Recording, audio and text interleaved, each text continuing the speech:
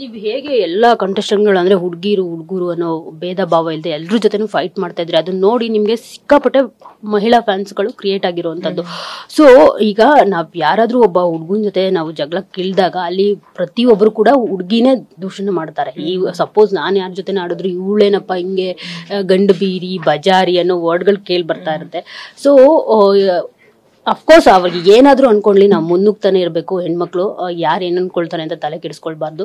So ನಿಮ್ಗೂ ಈಗ ಮಹಿಳಾ ಫ್ಯಾನ್ಸ್ಗಳು ಜಾಸ್ತಿ ಆಗಿದ್ದಾರೆ, ಏನ್ ಮೆಸೇಜ್ ಕೊಡ್ತಾರೆ ಅಂತ ಹೇಳ್ಬಿಟ್ಟು ಅಂದ್ರೆ ಈ ರೀತಿ ಒಂದು ಲೇಬಲ್ ಮಾಡ್ತಾರೆ, ಈ ರೀತಿ ಪದಗಳನ್ನ ಯೂಸ್ ಮಾಡ್ತಾರೆ, ಅವರಿಗೆಲ್ಲ ಏನ್ ಲೇಬಲ್ ಕೊಡ್ತಾರೆ ಅಂತ ಸಿಮಿಣಿ ಅದವ್ರ ವ್ಯಕ್ತಿತ್ವ. ಅವ್ರು ಅದನ್ನ ತೋರಿಸ್ಕೊಳ್ತಾ ಇದಾರೆ. ನನ್ನ ವ್ಯಕ್ತಿತ್ವ ಏನು ಅಂತ ನಾನು ತೋರಿಸ್ಕೊಂಡಿದ್ದೀನಿ. ಅವ್ರು ಕರೀಲಿ, ನನಗೇನು ಪ್ರಾಬ್ಲಮ್ ಇಲ್ಲ. ಏನಿದ್ದೀನಿ ನಾನು ಅದರಿಂದ ಜನ ಸಂಪಾದಿಸಿದ್ದೀನಿ ಕೂಡ, ಪ್ರೀತಿ ಸಂಪಾದಿಸಿದ್ದೀನಿ. ಸೊ ಅದ್ರ ಬಗ್ಗೆ ನಂಗೆ ಹೆಮ್ಮೆ ಇದೆ. ಸೊ ನಾನು ಬೇರೆಯವರಿಗೆ ಇಗ್ನೋರ್ ಅಂತ ಹೇಳ್ತೀನಿ. ಅಷ್ಟೇ ಅಲ್ಲ, ಯಾವುದೇ ಒಂದು ಹೆಣ್ಮಕ್ಳು ಯಾರ ಏನಾದ್ರೂ ಫೈಟ್ ಮಾಡ್ತಿರ್ಬೇಕಿದ್ರೆ ಎಲ್ರಿಗೂ ಅದೇ ರೀತಿ ವರ್ಡ್ಸ್ಗಳು ಇವನ್ ನಾವು ಕೂಡ ಫೇಸ್ ಮಾಡ್ತೀವಿ ಆ ಥರದ್ದು.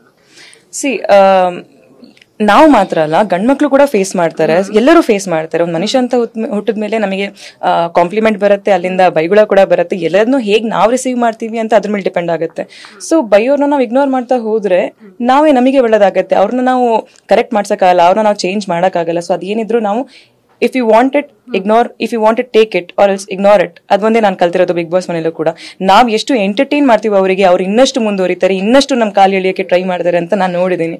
ಸೊ ಬೆಸ್ಟ್ ಸೊಲ್ಯೂಷನ್ ಇಸ್ ಅವ್ರನ್ನ ನಾವು ಚೇಂಜ್ ಮಾಡೋಕ್ಕಾಗಲ್ಲ, ನಮ್ಮನ್ನ ನಾವು ಚೇಂಜ್ ಮಾಡೋಕೆ ಇಷ್ಟನೂ ಪಡಲ್ಲ. ಸೊ ನಮಗೇನು ಸುಖ ಅಂದ್ರೆ ಇಗ್ನೋರ್ ಮಾಡ್ಬಿಟ್ಟು ಮುಂದುವರಿತಿರ್ಬೇಕು ಲೈಫಲ್ಲಿ. ನೀವು ಹೇಗೆ ಎಲ್ಲ ಕಂಟೆಸ್ಟೆಂಟ್ಗಳು ಅಂದ್ರೆ ಹುಡುಗರು ಅನ್ನೋ ಭೇದ ಭಾವ ಇಲ್ಲದೆ ಎಲ್ಲರ ಜೊತೆನೂ ಫೈಟ್ ಮಾಡ್ತಾ ಇದ್ರೆ ಅದನ್ನ ನೋಡಿ ನಿಮ್ಗೆ ಸಿಕ್ಕಾಪಟ್ಟೆ ಮಹಿಳಾ ಫ್ಯಾನ್ಸ್ಗಳು ಕ್ರಿಯೇಟ್ ಆಗಿರುವಂತದ್ದು.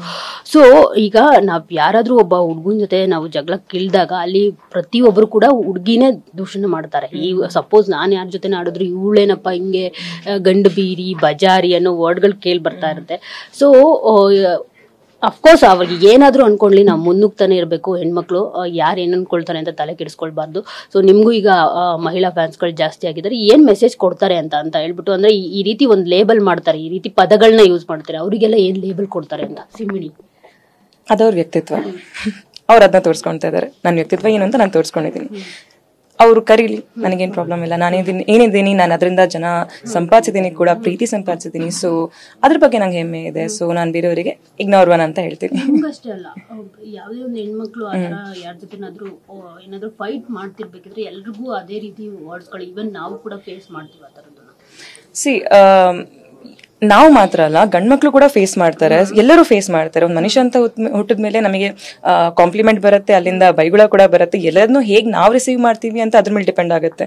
ಸೊ ಬೈಯೋರ್ನ ನಾವು ಇಗ್ನೋರ್ ಮಾಡ್ತಾ ಹೋದ್ರೆ ನಮಗೆ ಒಳ್ಳೇದಾಗತ್ತೆ. ಅವ್ರನ್ನ ನಾವು ಕರೆಕ್ಟ್ ಮಾಡ್ಸಕ್ಕಾಗಲ್ಲ, ಅವ್ರನ್ನ ನಾವು ಚೇಂಜ್ ಮಾಡೋಕ್ಕಾಗಲ್ಲ. ಸೊ ಅದೇನಿದ್ರು ನಾವು if you want it ignore, if you want it take it or else ignore it. ಅದೊಂದೇ ನಾನು ಕಲ್ತಿರೋದು ಬಿಗ್ ಬಾಸ್ ಮನೆಯಲ್ಲೂ ಕೂಡ. ನಾವು ಎಷ್ಟು ಎಂಟರ್ಟೈನ್ ಮಾಡ್ತೀವಿ ಅವರಿಗೆ, ಅವ್ರು ಇನ್ನಷ್ಟು ಮುಂದುವರಿತಾರೆ, ಇನ್ನಷ್ಟು ನಮ್ಮ ಕಾಲು ಎಳಿಯೋಕೆ ಟ್ರೈ ಮಾಡ್ತಾರೆ ಅಂತ ನಾನು ನೋಡಿದ್ದೀನಿ. ಸೊ ಬೆಸ್ಟ್ ಸೊಲ್ಯೂಷನ್ ಇಸ್ ಅವ್ರನ್ನ ನಾವು ಚೇಂಜ್ ಮಾಡೋಕ್ಕಾಗಲ್ಲ, ನಮ್ಮನ್ನ ನಾವು ಚೇಂಜ್ ಮಾಡೋಕೆ ಇಷ್ಟನೂ ಪಡಲ್ಲ. ಸೊ ನಮಗೇನು ಸುಖ ಅಂದ್ರೆ ಇಗ್ನೋರ್ ಮಾಡ್ಬಿಟ್ಟು ಮುಂದುವರಿತಿರ್ಬೇಕು ಲೈಫಲ್ಲಿ.